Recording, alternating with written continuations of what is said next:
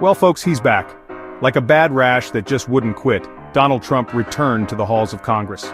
This time, it was for his first address since reclaiming the presidency. 6 weeks ago, America decided to hit the rewind and repeat button on its political playlist. Now we're all strapped in for round 2 of the Trump show. Buckle up, because it's gonna be a bumpy ride.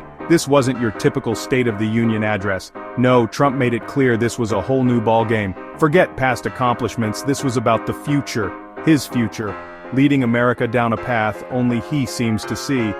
And judging by the looks on some faces in the audience, even his own party wasn't quite sure what to make of it all. Trump, never one for subtlety, laid out his plan in broad strokes. Government? Time for a makeover, courtesy of the Department of Government Efficiency. The man in charge? None other than everyone's favorite Twitter-obsessed billionaire, Elon Musk. Layoffs? Check.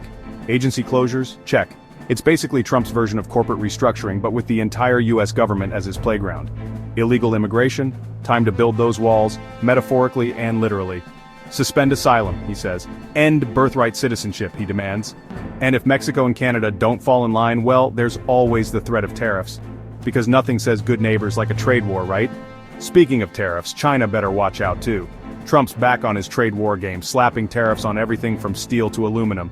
And let's not forget his grand plan to broker peace in the Middle East. His solution? Well, it might just involve the US taking over the Gaza Strip. As you can imagine, Democrats had a few thoughts.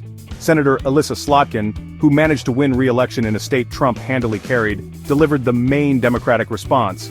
Representative Adriano Espaillat offered the Spanish-language response.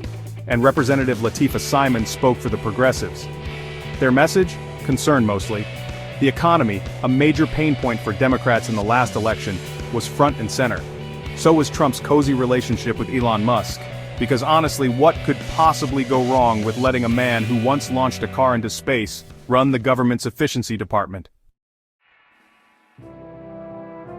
So where does this all leave us? According to a recent NPR-PBS News Marist poll, 53% of Americans think the State of the Union is, well, not so strong. And 54% believe the country is headed in the wrong direction. Trump, however, remains undeterred. He's back, he's bold, and he's got a plan. Whether that plan is good for America, well, that's a question for another day. But one thing's for sure, we're all along for this wild, unpredictable ride.